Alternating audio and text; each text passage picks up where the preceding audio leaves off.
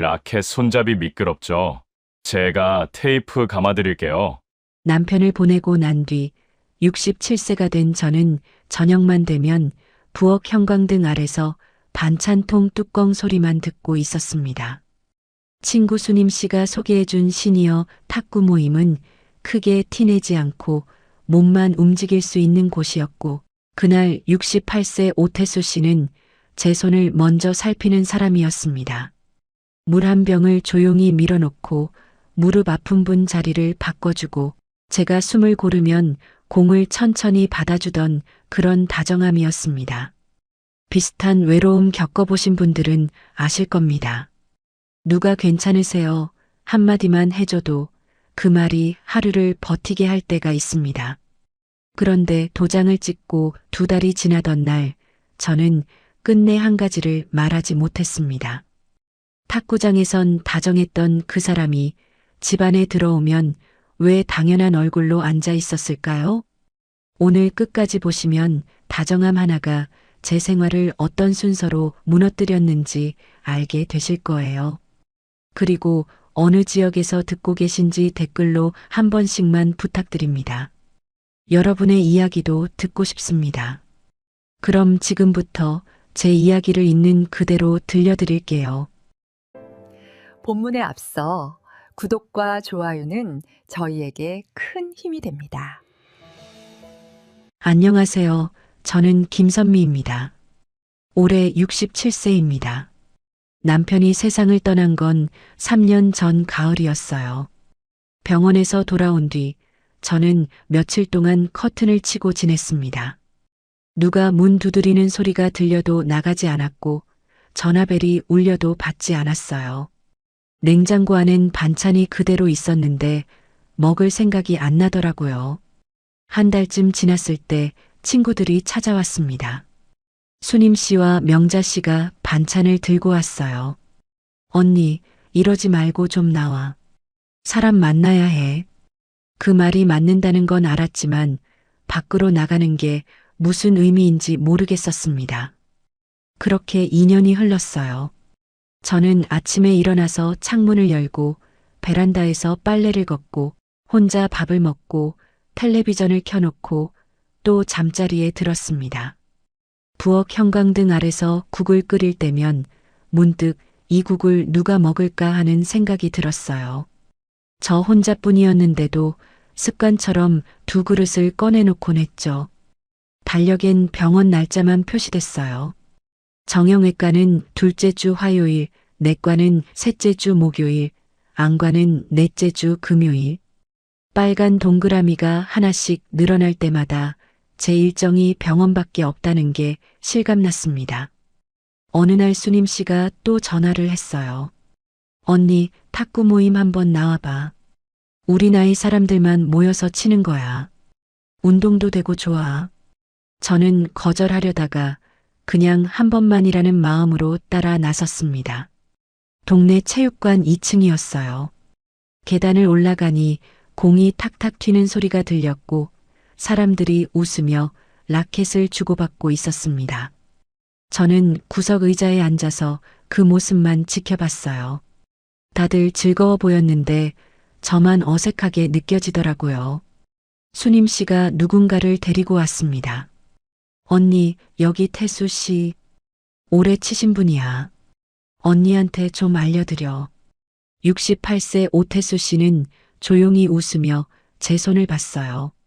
라켓 손잡이가 좀 미끄러우시죠? 제가 테이프 감아드릴게요. 말을 끝내기도 전에 그는 가방에서 흰색 테이프를 꺼냈습니다. 제 라켓을 받아서 손잡이를 천천히 감기 시작했어요.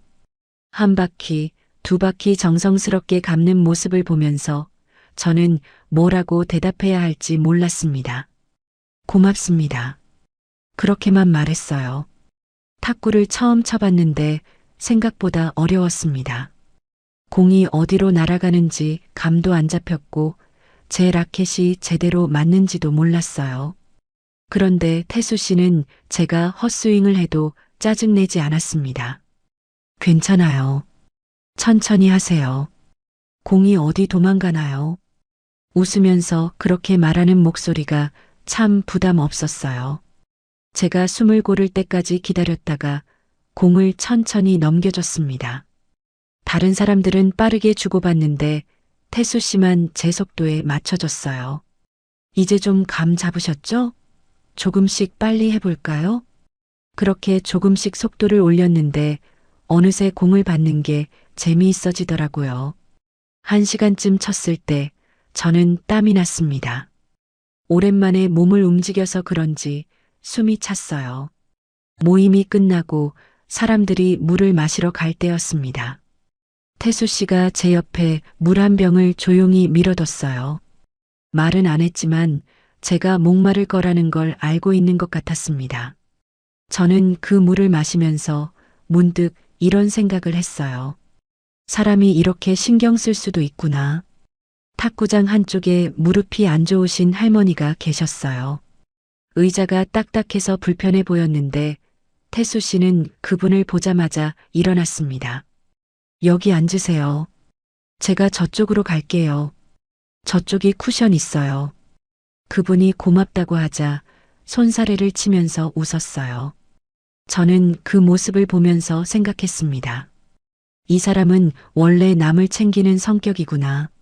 누가 시키지 않아도 먼저 살피고 도와주고 배려하는 사람이구나. 집에 돌아오는 길이었어요. 버스 창밖으로 석양이 보였고 저는 탁구장에서 웃던 사람들 얼굴을 떠올렸습니다.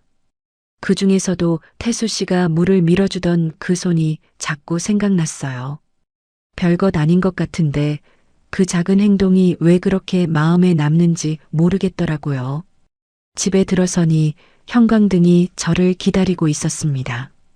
냉장고를 열면 반찬통만 몇 개 놓여 있었고 저녁을 혼자 먹으면 뚜껑 닫는 소리만 컸어요. 식탁에 혼자 앉아서 밥을 먹다 보니 오늘 탁구장에서 느꼈던 그 따뜻함이 더 크게 느껴졌습니다. 달력을 보니 다음 탁구 모임까지 사흘이 남았어요. 또 가야 하나? 그런 생각을 하면서도 속으로는 다음 모임이 기다려지더라고요. 사흘 뒤 저는 다시 체육관 2층에 올라갔습니다.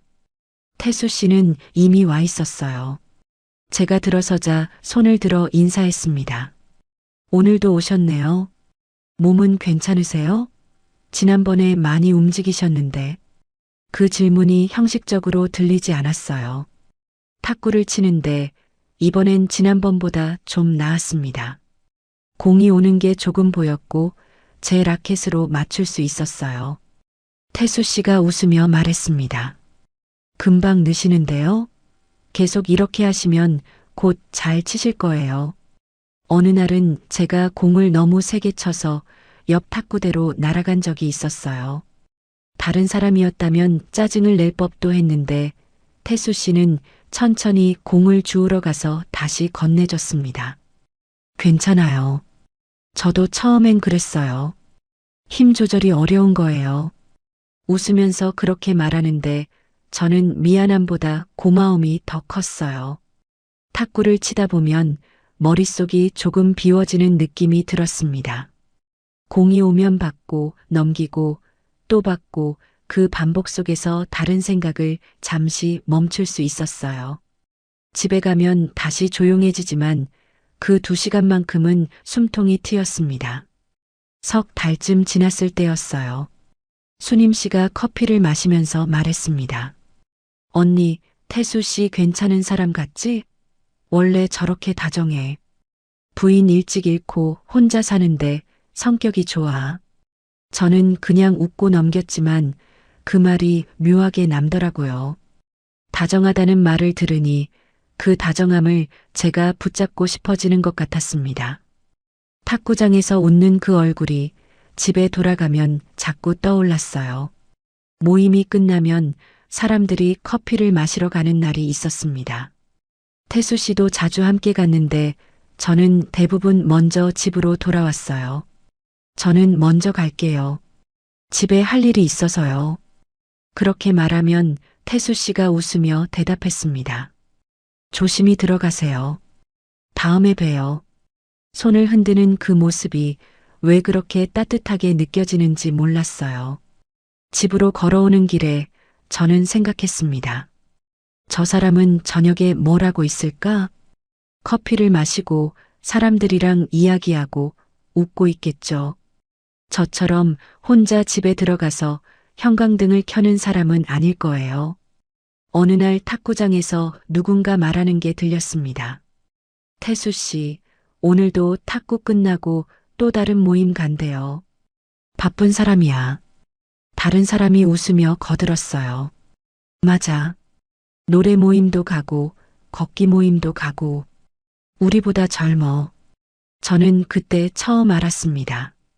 이 사람이 탁구 말고도 다른 모임을 많이 다닌다는 걸요. 그리고 저녁이 되면 늘 어디론가 가는 사람이라는 것도요. 집으로 돌아오면서 그 생각이 머릿속에서 떠나지 않았어요. 왜 저녁만 되면 늘 다음 일정이 있을까? 탁구가 끝나면 커피, 커피가 끝나면 노래, 노래가 끝나면 또 다른 모임. 혼자 있는 시간이 싫은 걸까? 아니면 원래 그렇게 바쁜 사람일까? 그날 밤 저는 냉장고 앞에 서서 반찬통을 꺼냈습니다. 시금치 무침, 멸치볶음, 김치 혼자 먹으려고 만들어둔 것들이었어요. 식탁에 앉아서 밥을 먹는데 문득 궁금해졌습니다. 태수 씨는 지금 누구랑 밥을 먹고 있을까? 혼자일까? 아니면 모임 사람들과 같이 있을까? 형광등이 너무 밝게 느껴져서 저는 거실불을 껐어요. 어둠 속에서 혼자 앉아 있으니 오늘 탁구장에서 느꼈던 따뜻함이 더 간절하게 느껴졌습니다. 그 궁금함이 왜 저녁만 되면 그 사람에겐 늘 다음 일정이 있는 걸까요? 탁구 모임을 나간 지 넉 달쯤 지났을 때였습니다. 태수 씨가 탁구가 끝나고 조심스럽게 말했어요. 선미 씨, 시간 되시면 커피 한잔 할까요? 드릴 말씀이 있어서요. 저는 순간 긴장했습니다. 무슨 말을 하려는 걸까? 혹시 제가 실수한 게 있나 싶었어요. 탁구장 근처 작은 카페에서 저는 따뜻한 아메리카노를 앞에 두고 앉았습니다. 태수 씨는 한참 말이 없다가 조용히 꺼냈어요. 선미 씨, 저도 혼자 살아요. 아내가 5년 전에 세상 떠났어요. 저는 잠시 말을 잃었습니다. 그동안 그 이야기를 한 번도 하지 않았거든요. 애들이 다 서울에 있고 저는 그냥 여기저기 모임 다니면서 지내요. 사람들이랑 어울리는 게 좋아서요. 그렇게 말하면서도 그의 목소리엔 뭔가 허전한 게 묻어났습니다.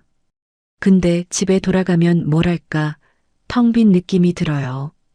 아무도 없는 집이 싫더라고요. 그 말을 듣는데 제 가슴이 조금 무너지는 것 같았어요. 같은 외로움을 겪고 있는 사람이라는 걸 그제야 알았습니다. 저도 그래요. 집에 들어가면 형광등만 켜놓고 있어요. 처음으로 제 속마음을 꺼낸 것 같았습니다. 며칠 뒤 태수 씨가 다시 연락을 했어요. 선미 씨, 같이 밥 한번 먹을까요? 집에서 혼자 먹는 것보다 나을 것 같아서요. 저는 거절할 이유가 없었습니다. 외로운 사람끼리 밥 한 끼 같이 먹는 게 뭐가 문제겠어요. 식당에서 김치찌개를 먹으면서 태수 씨는 자기 이야기를 했습니다.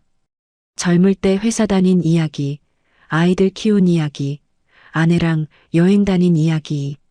저는 그 이야기를 들으면서 이 사람도 저처럼 추억만 붙잡고 사는구나 싶었어요. 그렇게 밥을 먹고 산책을 하고 가끔 전화를 하는 사이가 됐습니다. 태수 씨는 제게 부담을 주지 않으려고 조심하는 게 느껴졌어요. 혹시 불편하시면 언제든 말씀하세요.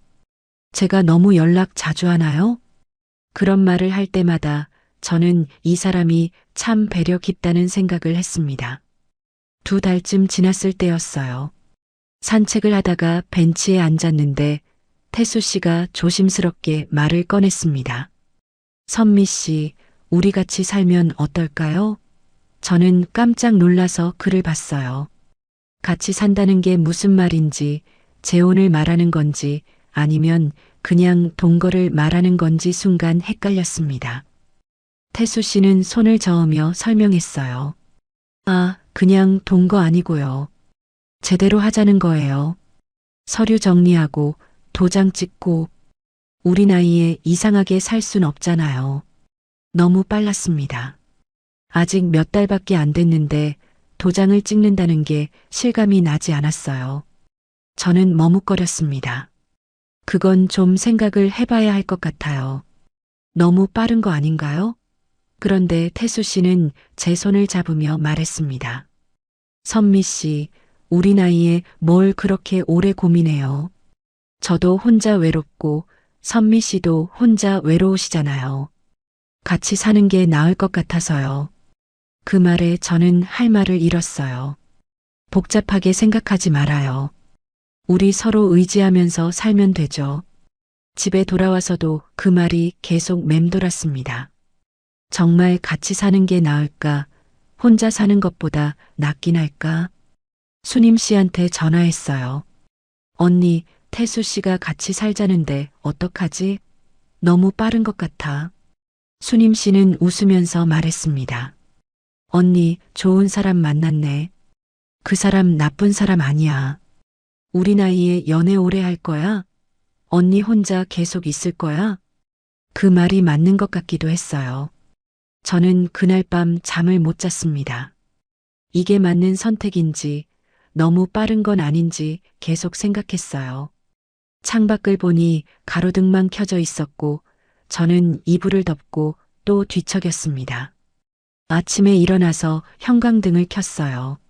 냉장고를 열고 혼자 밥을 먹고 반찬통을 정리하는 제 모습을 거울로 봤습니다.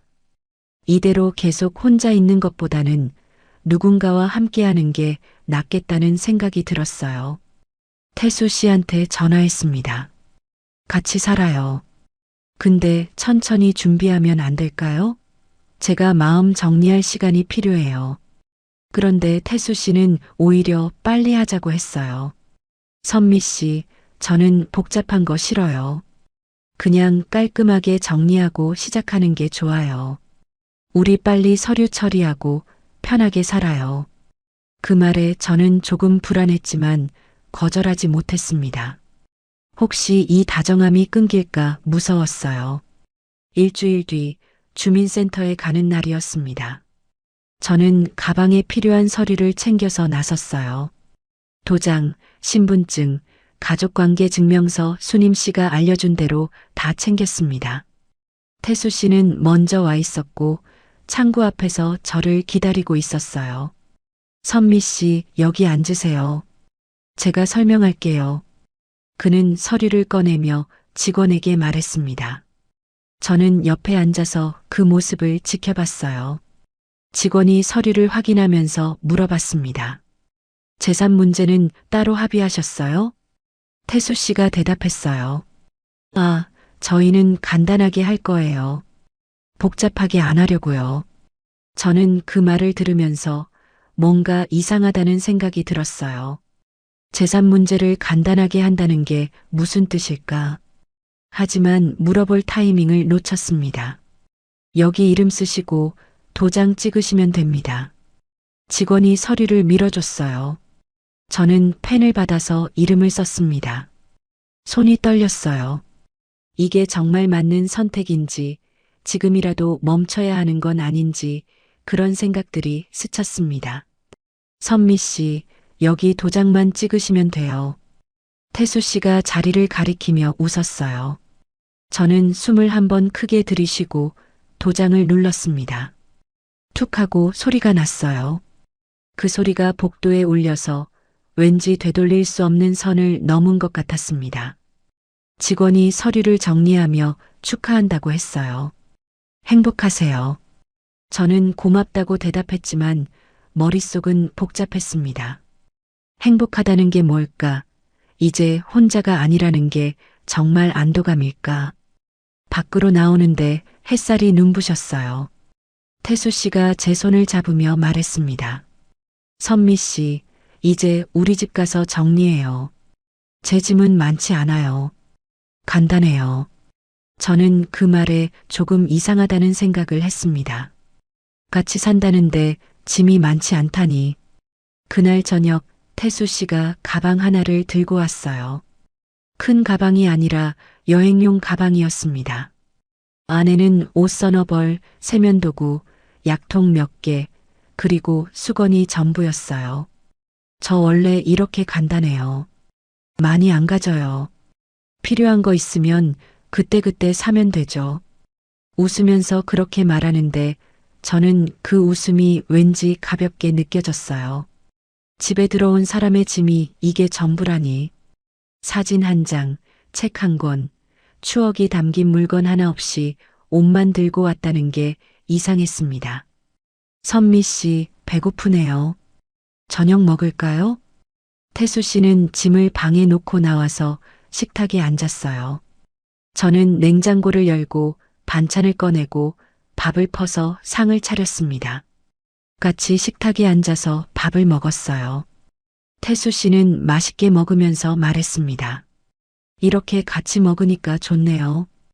혼자 먹는 것보다 훨씬 나아요. 저도 그렇게 생각하려고 했어요. 그런데 밤이 되고 잠자리에 들 때쯤이었습니다. 태수 씨가 물었어요. 선미 씨, 생활은 원래 혼자 다 하셨어요? 밥하고, 빨래하고, 청소하고. 저는 그 질문이 무슨 뜻인지 잘 몰랐습니다. 네, 남편 떠나고 나서 혼자 했어요. 태수 씨는 고개를 끄덕이며 말했어요. 아, 그럼 제가 편하게 있어도 되겠네요. 저는 그런 거 잘 못해서요. 손도 안 맞고 서툴러요.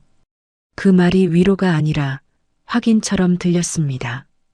제가 집안일을 다 하는 사람이라는 걸 미리 확인하는 것 같았어요. 불을 끄고 누웠는데 옆에서 태수 씨가 금방 코를 골기 시작했습니다. 저는 천장을 바라보며 생각했어요. 도장을 찍는 그 순간 제가 놓친 게 뭐였을까? 복잡한 거 싫다던 그 말이 혹시 다른 의미였던 건 아닐까? 그날 밤 저는 잠을 못 이뤘습니다. 문을 나서며 그가 물었던 말이 자꾸 떠올랐어요. 생활은 원래 혼자 다 하셨어요? 그 질문이 정말 위로였을까요? 첫 아침이 밝았습니다.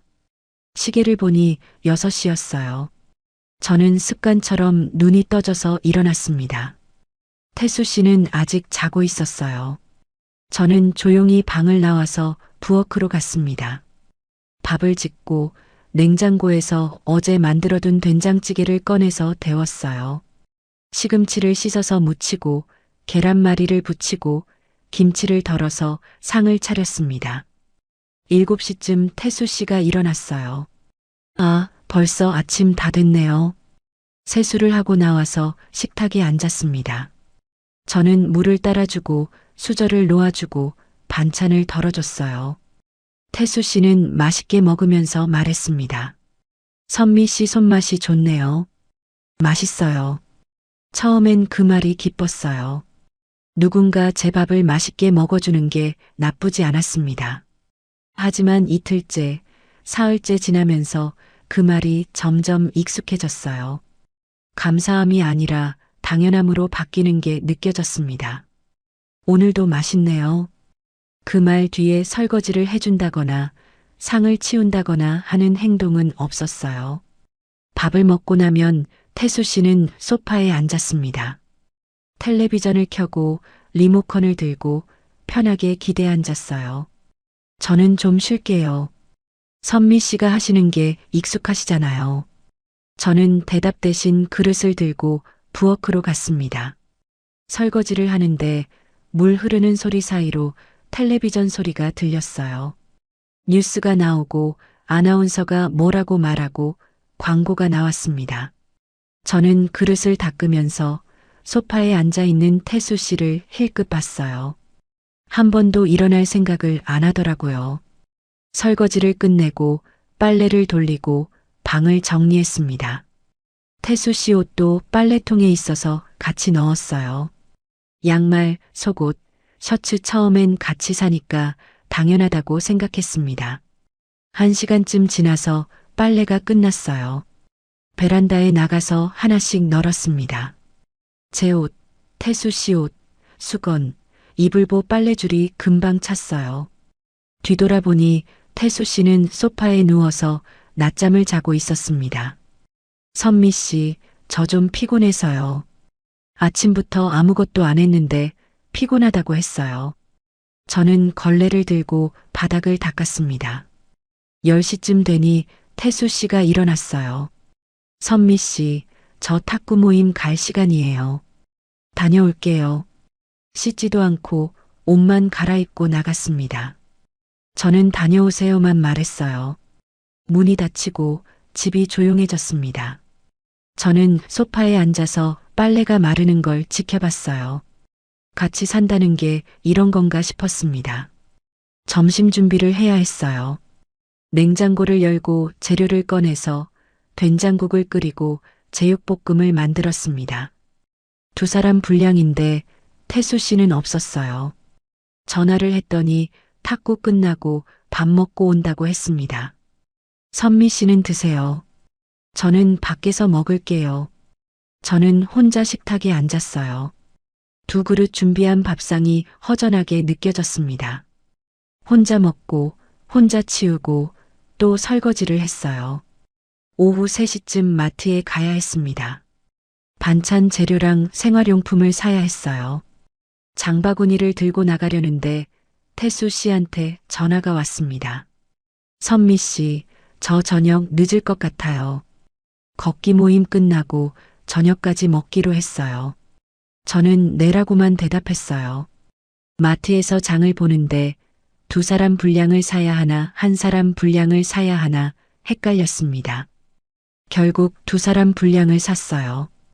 언젠가는 같이 먹겠지 싶어서요. 무거운 장바구니를 들고 집에 왔습니다. 현관까지 오는데 손이 아팠어요. 문을 열고 들어가니 태수 씨는 당연히 없었습니다. 장바구니를 부엌에 내려놓고 물건을 하나씩 정리했어요. 냉장고에 채소를 넣고 과일을 씻어서 담고 우유를 넣었습니다. 그 사이 시계를 보니 5시였어요. 저녁 준비를 시작했습니다. 태수 씨가 늦는다고 했지만 혹시 몰라서 밥을 지었어요. 된장찌개를 끓이고 생선을 구웠습니다. 6시, 7시가 지나도 태수 씨는 오지 않았어요. 저는 혼자 저녁을 먹었습니다. 식탁에 앉아서 텔레비전을 켜놓고 뉴스를 보면서 밥을 먹었어요. 맛이 없었습니다. 같이 먹으려고 만든 건데 혼자 먹으니 의미가 없더라고요. 9시쯤 태수 씨가 들어왔습니다. 선미 씨, 저 왔어요. 오늘 걷기 모임에서 재미있었어요. 웃으면서 들어오는 얼굴이 너무 밝았어요. 저는 설거지를 하고 있었습니다. 밥 드셨어요? 태수 씨는 고개를 끄덕였어요. 네, 밖에서 먹었어요. 저는 씻고 쉴게요. 그렇게 말하고 방으로 들어갔습니다.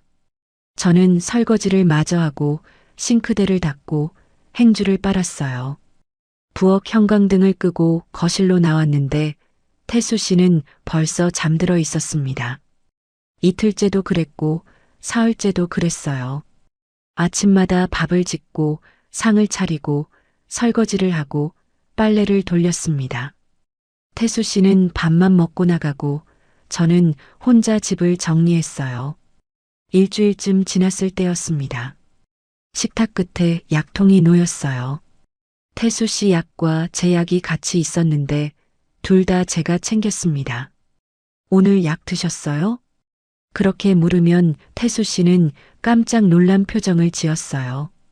아, 깜빡했네요. 챙겨줘서 고마워요. 약통 옆엔 영수증이 쌓이기 시작했습니다. 택시비, 식비, 커피값 모임에서 쓴 돈들이었어요. 그리고 모임비라고 적힌 봉투도 하나 있었습니다. 저는 말 대신 그걸 치우고 또 상을 차렸어요. 탁구 모임은 여전히 일주일에 2번이었습니다. 태수 씨는 탁구가 끝나면 바로 다른 곳으로 갔어요. 선미 씨, 저 오늘 노래 모임 가야 해요. 먼저 들어가세요. 저는 혼자 집으로 돌아왔습니다. 집에 들어오면 형광등을 켜고 혼자 저녁을 먹고 혼자 설거지를 했어요. 태수 씨는 밤 10시쯤 들어와서 씻고 바로 잠자리에 들었습니다. 오늘 모임이 재미있었어요. 선미 씨는 어땠어요? 저는 그냥 집에 있었어요 라고만 대답했습니다. 어느 날은 식탁에 앉아서 반찬을 덜고 있었어요. 태수 씨 몫까지 준비했는데 전화가 왔습니다. 선미 씨, 오늘은 밖에서 먹고 갈게요. 경로당에서 행사 있어요. 저는 네라고만 했어요. 전화를 끊고 나니 준비해둔 밥상이 또 허전했습니다. 태수 씨가 집에 없는 시간이 점점 늘어났어요. 탁구, 노래 모임, 걷기 모임, 경로당 행사, 친구 만남. 늘 어디론가 나가는 일정이 있었습니다. 집은 그냥 쉬러 오는 곳이 아니라 잠깐 들렀다 가는 곳처럼 변했어요. 선미 씨, 잠깐 나갔다 올게요. 그 말이 하루에 서너 번씩 들렸습니다. 저는 다녀오세요만 반복했어요. 현관문이 닫히는 소리를 듣고 저는 또 혼자 남았습니다. 집안이 조용해지면 저는 청소를 하거나 빨래를 개었어요. 태수 씨 옷도 제가 빨았고 그의 방도 제가 정리했습니다. 양말을 짝을 맞춰서 개고 셔츠를 옷걸이에 걸고 서랍을 정리했어요. 처음엔 같이 사니까 당연하다고 생각했는데 점점 제가 하니까 당연하다는 느낌으로 바뀌었습니다. 한 달째 되던 날이었어요. 연금이 들어오는 날이었습니다. 휴대폰 알림이 울렸어요. 입금 알림이 떴습니다. 그런데 그 아래로 자동이체 알림이 줄줄이 떴어요.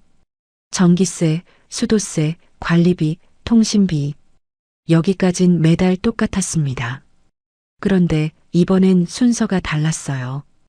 입금 알림보다 먼저 빠져나가는 이름들이 보였습니다. 모임비, 택시비, 병원비, 카드값. 제 통장에서 자동으로 나가고 있었어요. 저는 휴대폰을 들고 내역을 확인했습니다.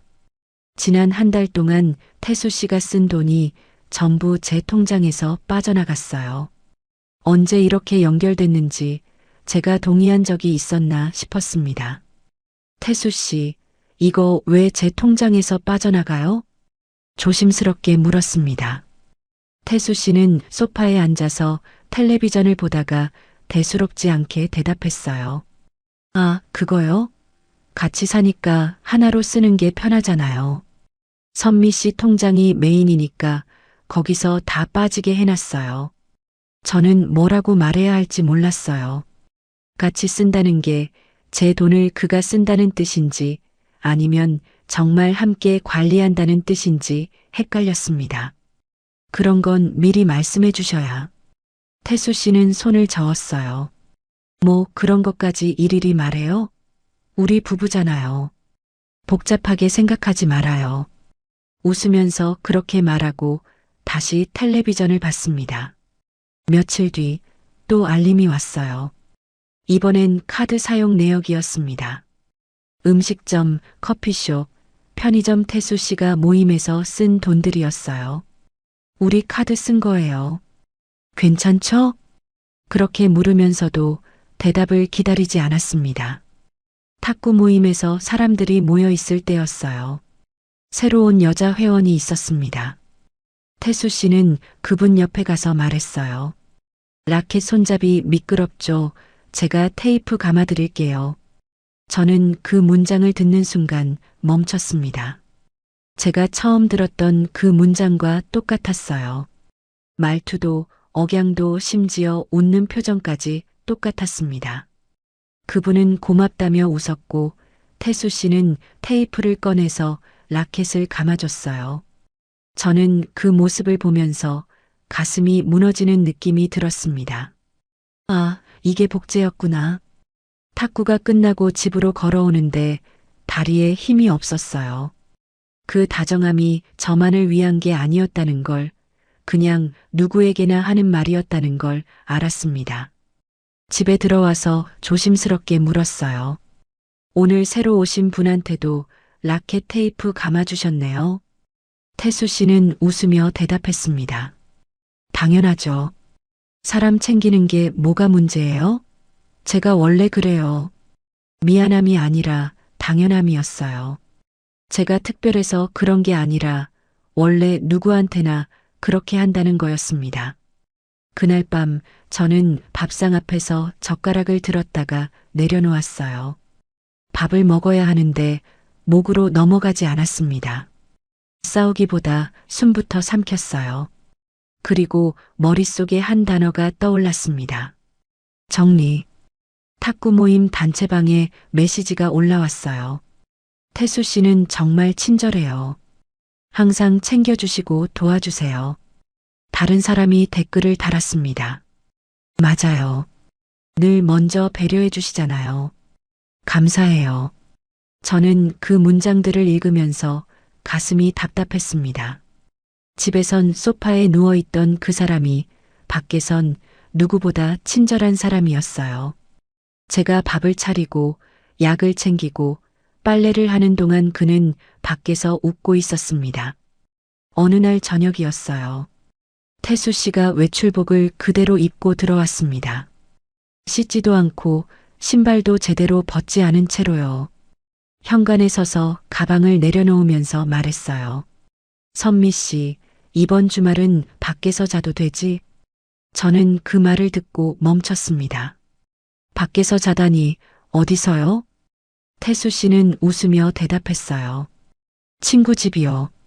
모임 끝나고 늦어지면 거기서 자려고요. 괜찮죠? 제 대답을 기다리지 않고 그는 방으로 들어갔습니다. 저는 현관에 서서 그가 벗어놓은 신발을 바라봤어요.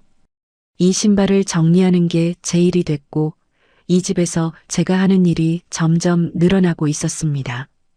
그런데 그 사람은 집 밖에서만 다정한 사람으로 살고 있었어요.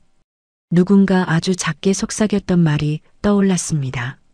언니 그분 누구한테든 똑같이 그래요. 그 똑같이가 정말 다정함이었을까요? 태수 씨는 탁구가 끝나면 바로 사라졌습니다. 다른 사람들은 물을 마시고 앉아서 쉬고 이야기를 나눴는데 그는 가방을 챙겨서 나갔어요. 먼저 갈게요. 다음 일정 있어서요. 그렇게 말하고 문을 나서는 뒷모습이 너무 익숙해졌습니다. 수님 씨가 어느 날 물었어요. 태수 씨는 어디 가는 거야? 매번 탁구 끝나자마자 나가던데. 저는 알고 있었지만 자세히 말하고 싶지 않았습니다. 다른 모임 있대요. 실제로 태수 씨는 일주일 내내 일정이 있었어요. 월요일은 노래 모임, 화요일은 탁구 모임, 수요일은 걷기 모임, 목요일은 또 탁구 모임, 금요일은 경로당 행사 주말엔 친구들을 만났습니다. 집에 있는 시간보다 밖에 있는 시간이 훨씬 많았어요. 어느 날 마트에서 아는 분을 만났습니다. 경로당에서 봤던 분이었어요. 아, 선미 씨. 태수 씨 부인이시죠? 태수 씨 정말 좋은 분이에요. 갑자기 그런 말을 하니 저는 어떻게 대답해야 할지 몰랐습니다. 감사합니다. 그분이 계속 말했어요. 우리 경로당 행사 때 항상 먼저 도와주세요. 의자도 나르고 음식도 나르고 친절하시더라고요. 저는 웃으며 고개를 끄덕였지만 속으로는 이상한 기분이 들었습니다. 집에선 소파에서 일어나지도 않는 사람이 밖에선 의자를 나른다니. 마트에서 돌아오는 길에 또 다른 분을 만났어요. 걷기 모임에서 본 분이었습니다. 선미 씨, 태수 씨 덕분에 우리 모임이 재미있어요. 늘 분위기 띄워주시고 걷다가 힘든 사람 있으면 속도 맞춰주시고. 그 말을 들으면서 저는 장바구니를 쥔 손에 힘이 들어갔어요. 집에 돌아와서 장바구니를 내려놓고 소파에 앉았습니다. 태수 씨는 당연히 집에 없었어요. 탁구 모임 단체방을 열어봤습니다. 메시지가 계속 올라오고 있었어요. 태수 씨 오늘도 챙겨주셔서 감사해요. 항상 친절하시고 배려심이 많으세요. 덕분에 우리 모임이 화목해요. 저는 그 문장들을 읽으면서 가슴이 답답했습니다. 모두가 태수 씨를 좋은 사람이라고 했어요. 친절하고 배려심 많고 늘 챙겨주는 사람이라고요. 그런데 집에선 달랐습니다. 아침마다 제가 밥을 차려야 했고, 제가 약을 챙겨야 했고, 제가 빨래를 해야 했어요. 오늘은 뭐 먹어요? 그 말이 부탁이 아니라 기본값처럼 들렸습니다. 저녁 6시쯤 태수 씨가 들어왔어요. 노래 모임을 다녀온 뒤였습니다. 선미 씨, 오늘 모임에서 제가 노래 불렀는데 다들 좋아하더라고요. 웃으면서 그렇게 말하는 얼굴이 너무 밝았어요. 저는 저녁을 차리면서 물었습니다. 밖에서 드시고 오실 줄 알았어요. 태수 씨는 식탁에 앉으며 대답했어요. 아니요. 집에서 먹으려고 일찍 왔어요. 오늘은 뭐 해주셨어요? 오늘은 뭐 해주셨어요? 그 문장이 자꾸 귀에 남았습니다. 제가 밥을 해주는 게 당연한 일이 됐고, 그는 그걸 확인하듯 물었어요. 며칠 뒤 걷기 모임 단체방에 사진이 올라왔습니다. 태수 씨가 누군가의 물병을 들어주고 있는 사진이었어요. 댓글이 달렸습니다. 태수 씨 역시 신사분이세요. 언제나 챙겨주셔서 감사해요. 저는 그 사진을 보면서 웃음이 나왔습니다. 쓴웃음이었어요. 집에선 제 물병도 안 들어주는 사람이 밖에선 남의 물병을 들어주고 있었습니다. 탁구 모임에서 한 분이 조심스럽게 말했어요. 선미 씨, 집에서도 태수 씨가 잘해주시죠? 저는 순간 할 말을 잃었습니다. 뭐라고 대답해야 할까요? 네, 좋아요. 그렇게만 말했습니다. 다른 말을 하면 제가 뭔가 불만이 많은 사람처럼 보일 것 같았어요. 그분이 웃으며 말했습니다. 부러워요. 태수 씨 같은 분이랑 사시면 좋으시겠어요. 저는 억지로 웃었습니다. 속으로는 정말 그럴까요? 라는 말이 목까지 올라왔어요. 집에 돌아와서 저는 냉장고 문을 열고 오래 서 있었습니다. 저녁을 뭘 해야 할까? 태수 씨는 오늘도 늦을까? 혼자 먹게 될까? 그런 생각들이 머릿속을 채웠어요. 전화가 왔습니다. 태수 씨였어요. 선미 씨, 오늘 경로당에서 저녁 먹기로 했어요. 먼저 드세요. 저는 네라고 대답하고 전화를 끊었습니다. 냉장고 문을 닫고 식탁에 앉았어요.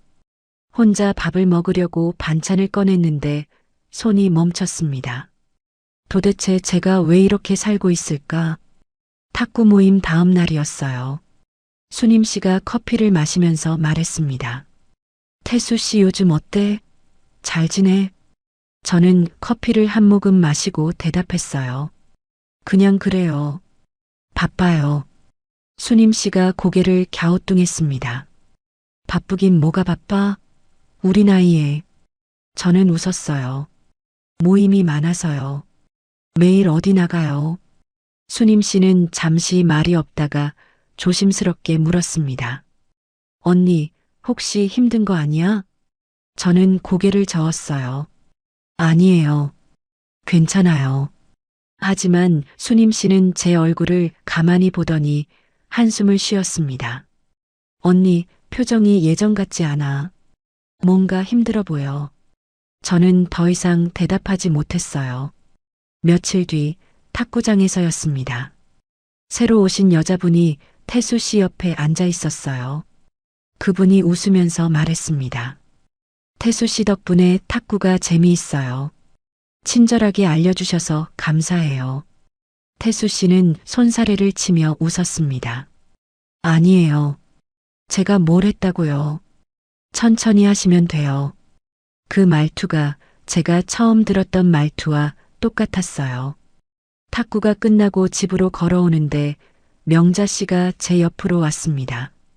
둘이서 걸으면서 명자 씨가 아주 작게 속삭였어요. 언니, 태수 씨 말인데. 저는 멈춰섰습니다. 명자 씨는 주위를 살피더니 조심스럽게 말했습니다. 언니한테 이런 말하기 뭐하지만 그분 누구한테든 똑같이 그래요. 그 말을 듣는 순간 제 심장이 쿵 하고 내려앉는 것 같았어요. 무슨 말이에요? 명자 씨는 미안한 표정을 지었습니다. 저도 들은 얘긴데 태수 씨가 예전에도 그랬대요. 모임에서 여자분들한테 잘해주고 친절하게 대하고. 근데 집에선 뭐 그렇다더라고요. 저는 말을 잃었습니다. 명자 씨가 제 손을 잡았어요. 언니 괜찮아? 내가 괜한 말한 것 같네. 저는 고개를 저었습니다. 아니에요. 괜찮아요. 하지만 괜찮지 않았어요.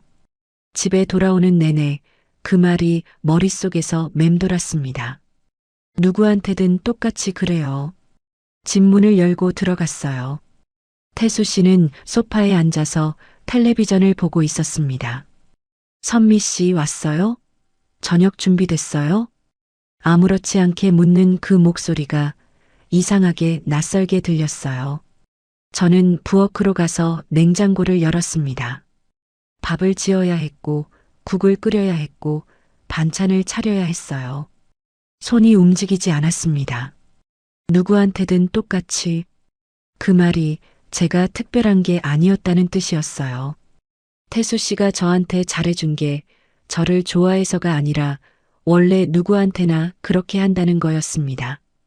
밥을 짓고 국을 끓이고 상을 차렸어요.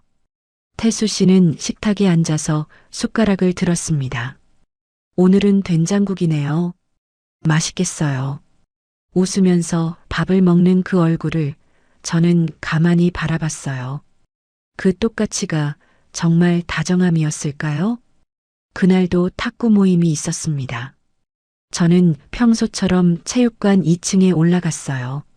공 튀는 소리가 들렸고 사람들이 이미 몇 게임을 하고 있었습니다. 태수 씨는 구석에서 누군가와 이야기하고 있었어요. 새로 오신 여자 회원이었습니다. 지난주에 처음 본 분이었죠. 저는 의자에 앉아서 라켓을 꺼냈습니다. 그런데 태수 씨가 그분 옆에 앉더니 뭔가를 꺼내더라고요. 흰색 테이프였어요. 라켓 손잡이 미끄럽죠. 제가 테이프 감아드릴게요. 그 목소리가 체육관에 울렸습니다. 저는 손이 멈췄어요. 그 문장, 말투, 억양, 웃는 표정까지 제가 처음 들었던 그 문장과 완전히 똑같았습니다. 한 글자도 빠짐없이 같은 톤으로, 같은 웃음으로. 그분은 고맙다며 웃었고 태수 씨는 정성스럽게 테이프를 감아줬어요. 한 바퀴, 두 바퀴 제 라켓을 감아주던 그 손길과 똑같았습니다. 이렇게 하면 안 미끄러워요. 공 치기 편할 거예요. 저는 그 모습을 보면서 숨이 막히는 것 같았어요. 가슴이 무너지는 느낌이었습니다. 아, 이게 복제였구나. 저한테만 해준 말이 아니었어요. 저만 특별해서 그런 게 아니었습니다. 그냥 누구에게나 하는 말이었고, 연습된 친절이었고, 반복되는 패턴이었어요. 탁구를 쳤는데 공이 어디로 가는지 보이지 않았습니다. 라켓이 손에서 미끄러졌고, 제대로 맞지도 않았어요. 선미 씨, 괜찮으세요? 수님 씨가 물었지만 저는 고개만 끄덕였습니다. 모임이 끝나고 집으로 걸어왔어요. 다리에 힘이 없었습니다. 버스를 타고 창밖을 보는데 아무것도 눈에 들어오지 않았어요. 집 문을 열고 들어갔습니다. 태수 씨는 이미 와 있었어요. 소파에 앉아서 텔레비전을 보고 있었습니다. 선미 씨, 오늘 탁구 어땠어요? 저는 가방을 내려놓고 조심스럽게 물었습니다. 오늘 새로 오신 분한테도 라켓 테이프 감아주셨네요. 제 목소리가 떨렸어요. 태수 씨는 웃으며 고개를 끄덕였습니다. 네. 처음 오신 분이라 손잡이 미끄러워 하시더라고요. 아무렇지 않게 대답했어요.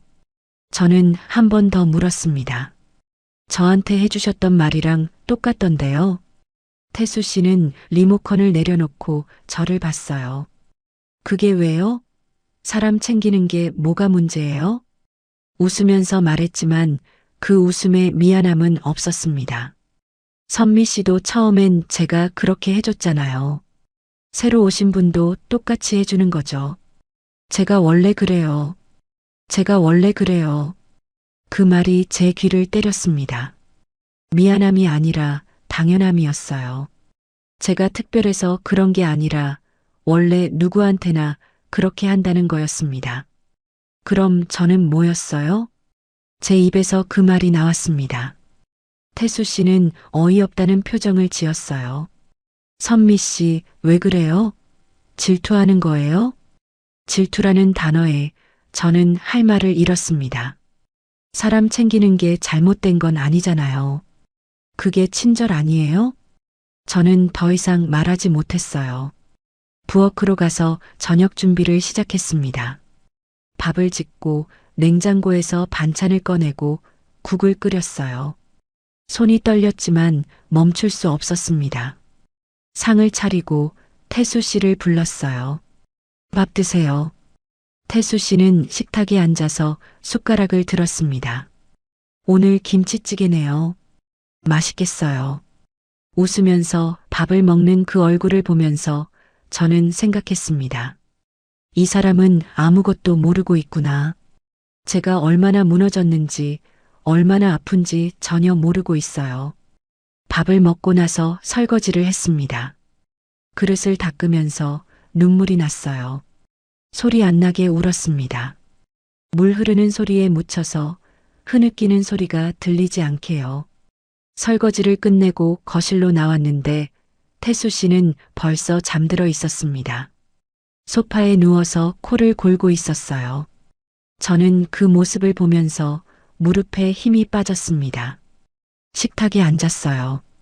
불을 끄고 어둠 속에서 혼자 앉아 있었습니다. 창밖에서 차 지나가는 소리가 들렸고 시계 초침 소리만 똑딱거렸어요. 그날 밤 저는 잠을 못 잤습니다. 침대에 누워서 천장을 바라봤어요. 옆에서 태수 씨가 자고 있었지만 저는 혼자인 것 같았습니다. 다음 날 아침 저는 평소처럼 일어났어요. 밥을 짓고 국을 끓이고 상을 차렸습니다. 태수 씨는 일어나서 세수를 하고 식탁에 앉았어요. 오늘도 맛있겠네요. 저는 대답하지 않았습니다. 밥을 먹고 설거지를 하고 빨래를 돌렸어요. 몸은 움직이는데 마음은 멈춰 있는 것 같았습니다. 며칠이 지났어요. 태수 씨는 여전히 모임을 다녔고 저는 여전히 집안일을 했습니다. 아침을 차리고 청소를 하고 저녁을 준비하고 똑같은 하루가 반복됐어요. 그런데 어느 날 저녁이었습니다. 밥상 앞에 앉아서 저는 젓가락을 들었다가 내려놓았어요. 밥을 먹어야 하는데 손이 움직이지 않았습니다.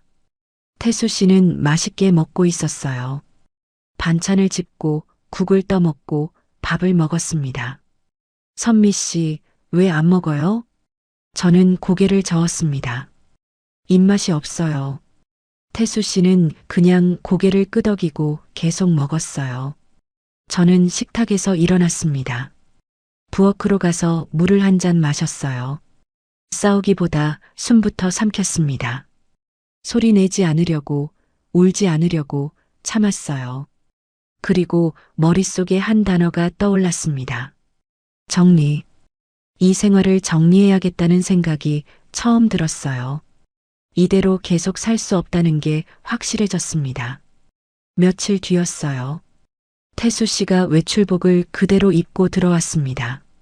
씻지도 않고 신발도 제대로 벗지 않은 채로요. 가방을 현관에 던져놓고 거실로 들어왔어요. 선미 씨, 이번 주말은 밖에서 자도 되지? 그냥 알리는 투였어요. 물어보는 게 아니라 통보하는 거였습니다. 밖에서 자다니 어디서요? 저는 조심스럽게 물었습니다. 태수 씨는 웃으며 대답했어요. 친구 집이요. 모임 끝나고 늦어지면 거기서 자려고요. 괜찮죠?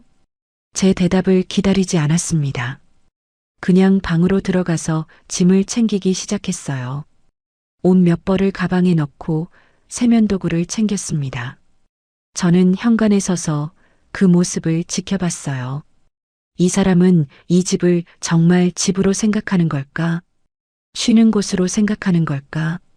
아니면 그냥 잠깐 들렀다 가는 곳으로 생각하는 걸까? 태수 씨는 가방을 들고 나왔습니다. 그럼 주말에 봐요. 선미 씨도 편하게 쉬세요. 웃으면서 문을 열고 나갔어요. 문이 닫히는 소리가 크게 들렸습니다. 저는 그 자리에 서서 한참을 움직이지 못했어요. 현관에 신발이 벗겨져 있었습니다. 제가 정리해야 할 신발들이었어요. 저는 그 신발을 보면서 무릎을 꿇고 앉았습니다. 눈물이 났어요. 소리내서 울었습니다. 아무도 없는 집에서 혼자 울었어요. 얼마나 울었을까요? 눈물이 마르고 숨이 가라앉고 정신이 들었습니다. 저는 천천히 일어났어요. 거울을 봤습니다. 눈이 퉁퉁 부은 제 얼굴이 보였어요. 이 얼굴로 언제까지 살 수 있을까? 그날 밤 저는 서랍을 열었습니다. 재혼할 때 받았던 서류가 있었어요. 도장 소리가 나던 그 서류. 저는 그걸 꺼내서 오래 들여다봤습니다. 정리해야 한다. 그 생각이 점점 확실해졌어요.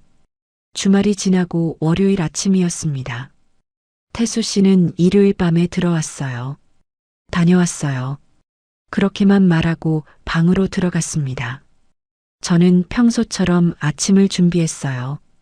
밥을 짓고 국을 끓이고 상을 차렸습니다. 태수 씨는 식탁에 앉아서 밥을 먹었어요. 역시 집밥이 맛있네요. 저는 대답하지 않았습니다. 설거지를 하고 태수 씨가 나간 뒤 저는 서랍을 열었어요. 서류 봉투를 꺼냈습니다. 재혼 서류, 통장 사본, 자동이체 내역서, 제가 모아둔 종이들이었어요. 하나씩 펼쳐서 확인했습니다. 자동이체 내역을 보니 생각보다 많았어요.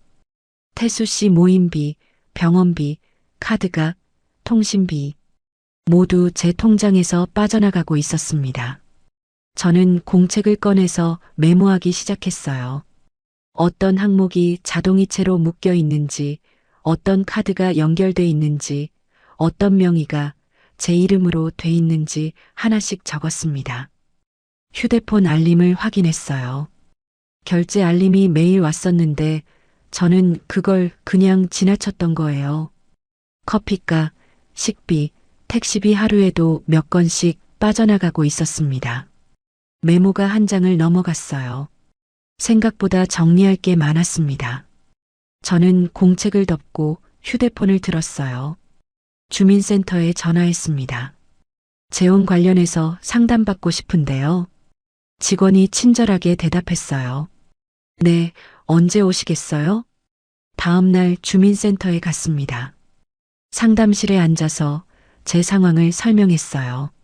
직원은 고개를 끄덕이며 들었습니다. 정리하시려면 서류가 몇 가지 필요해요. 필요한 서류 목록을 받았어요. 가족관계 증명서, 재산 증명서, 통장 사본. 집에 돌아와서 하나씩 준비했습니다. 법률 상담도 받았어요. 변호사 사무실에 가서 제 이야기를 했습니다. 변호사는 메모를 하면서 물었어요. 좋게 정리하고 싶으세요? 아니면 확실하게 정리하고 싶으세요? 저는 잠시 생각했습니다. 좋게라는 말이 무슨 의미일까요? 서로 상처 안 주고 조용히 끝내는 걸까요? 확실하게 정리하고 싶어요. 제 입에서 그 말이 나왔습니다. 변호사는 고개를 끄덕였어요. 그럼 재산 정리부터 확실하게 하셔야 해요. 집에 돌아와서 저는 통장부터 정리했습니다. 은행에 가서 자동이체를 끊었어요. 하나, 둘, 셋 모든 항목을 해지했습니다. 혹시 다시 신청하시면 안 되냐고요? 직원이 물었지만 저는 고개를 저었어요. 아니요. 완전히 끊어주세요. 카드도 정리했습니다. 태수 씨가 쓰던 카드를 해지하고 비밀번호를 바꿨어요. 새 카드를 발급받고 결제 수단을 모두 변경했습니다. 집이 제 명의라서 도어락 비밀번호도 바꿨어요. 업체를 부르지 않고 제가 직접 설정했습니다. 숫자를 누르면서 손이 떨렸어요. 며칠 동안 준비했습니다. 태수 씨는 여전히 모임을 다녔고 저는 조용히 정리를 했어요. 밥을 차리고 설거지를 하고 평소처럼 생활하면서 하나씩 끊어나갔습니다. 모든 준비가 끝났을 때 저는 태수 씨한테 전화했어요. 통화 좀 할 수 있어요? 태수 씨는 밝은 목소리로 대답했습니다. 네, 뭐 있어요? 저는 숨을 크게 들이쉬고 말했습니다. 우리 정리하면 좋겠어요. 전화 너머로 잠시 침묵이 흘렀어요. 정리요? 무슨 정리요? 태수 씨가 물었습니다. 저는 떨리는 목소리로 대답했어요. 같이 사는 거 정리하려고요. 태수 씨는 웃었습니다. 선미 씨, 왜 갑자기 그래요? 무슨 일 있어요? 여전히 다정한 목소리였어요. 하지만 저는 더 이상 그 다정함에 속지 않았습니다. 서류는 제가 준비했어요. 만나서 이야기해요. 그렇게 말하고 전화를 끊었습니다. 손이 떨렸지만 후회하지 않았어요. 며칠 뒤 주민센터 앞에서 만났습니다. 태수 씨는 이해할 수 없다는 표정이었어요. 선미 씨, 대체 왜 이러는 거예요? 제가 뭘 잘못했어요? 저는 가방에서 서류를 꺼냈습니다. 준비한 종이들을 하나씩 보여줬어요. 자동이체 내역, 카드 사용 내역, 통장 거래 내역. 이거 보세요. 2달 동안 제 통장에서 이만큼 나갔어요. 태수 씨는 서류를 보더니 말했습니다. 그게 뭐가 문제예요? 우리 같이 사는데 당연한 거 아니에요? 저는 고개를 저었습니다. 같이 쓰는 게 아니었어요. 당신만 쓴 거였어요. 태수 씨는 할 말을 잃었어요. 그리고 집안일도 다 제가 했어요. 밥, 빨래, 청소, 약 챙기기 모든 걸 제가 했죠. 저는 차분하게 말했습니다. 당신은 밖에서만 다정한 사람이었어요. 집에선 아니었어요. 태수 씨는 얼굴이 굳었습니다. 선미 씨, 우리 좋게 정리하자. 굳이 이렇게까지 해야 해요? 여전히 다정한 목소리로 말했어요. 저는 그 좋게가 누굴 위한 말인지 이제 알았습니다. 저를 위한 게 아니라 자기를 위한 거였어요. 조용히 끝내서 자기 평판에 문제가 안 생기게 하려는 거였습니다. 좋게 정리하는 건 이미 끝났어요. 저는 서류를 밀었습니다. 여기 서명만 하시면 돼요. 태수 씨는 서류를 보더니 한숨을 쉬었어요. 정말 이렇게 하시려고요? 저는 고개를 끄덕였습니다. 서명을 받고 주민센터에 제출했어요. 직원이 서류를 확인하고 도장을 찍었습니다. 툭 하고 소리가 났어요. 재혼할 때 들었던 그 소리와 똑같았습니다. 밖으로 나왔어요. 태수 씨는 제 뒤를 따라오면서 말했습니다. 선미 씨, 그래도 우리 잘 지내자. 나쁘게 끝내지 말자. 저는 멈춰서서 돌아봤어요. 저는 길게 설명하지 않을 거예요. 제 목소리는 떨리지 않았습니다. 처음 당신이 제게 했던 문장만큼 짧게 한 문장만 남길게요. 태수 씨는 저를 바라봤어요. 저는 천천히 말했습니다. 저는 제 생활을 제 이름으로 다시 돌려놓겠습니다. 그렇게 말하고 저는 돌아섰어요. 뒤돌아보지 않고 걸었습니다. 태수 씨가 뭐라고 말하는 것 같았지만 듣지 않았어요. 버스 정류장에서 버스를 기다렸습니다. 햇살이 따뜻했어요. 저는 가방 속 서류를 만지면서 조용히 숨을 쉬었습니다. 집에 돌아와서 도어락 비밀번호를 눌렀어요. 새로 바꾼 번호였습니다. 문이 열렸어요. 집안은 조용했어요. 태수 씨 짐은 이미 다 치웠습니다. 옷, 세면도구, 약통 모두 정리해서 따로 빼놨어요. 거실에 서서 집을 둘러봤습니다. 이제 제 집이었어요.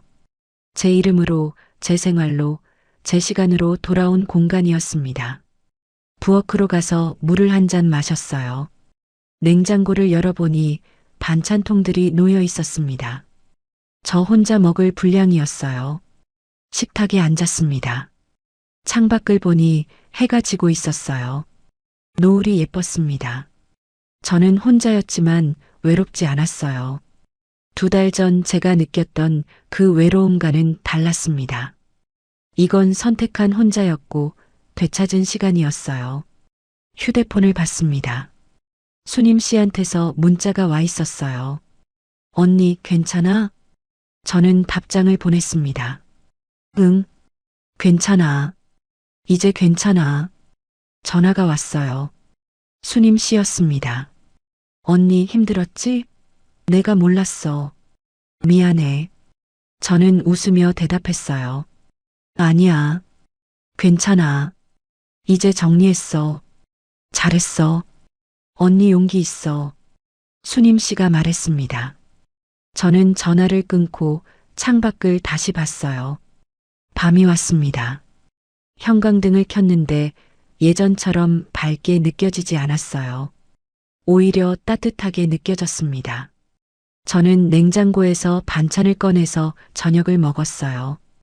혼자 먹는 밥이었지만 맛있었습니다. 제가 만든 밥을 제가 먹고 싶을 때 제 속도로 먹었어요. 설거지를 하고 불을 끄고 침대에 누웠습니다. 천장을 보면서 생각했어요. 지난 2달이 제게 가르쳐 준 것들. 다정함이 사랑은 아니라는 것. 친절이 진심은 아니라는 것. 같이 사는 게 함께하는 건 아니라는 것. 그리고 제 생활을 지키는 게 제가 해야 할 일이라는 것. 눈을 감았습니다. 오랜만에 편하게 잠들 것 같았어요. 여러분이라면 그 순간 어떤 선택을 하셨을까요? 다정함 하나에 기대어 계속 그렇게 사셨을까요? 아니면 저처럼 제 이름으로 다시 돌려놓으셨을까요? 저는 제 선택을 후회하지 않습니다. 지금 이 순간이 제가 지켜낸 시간이니까요.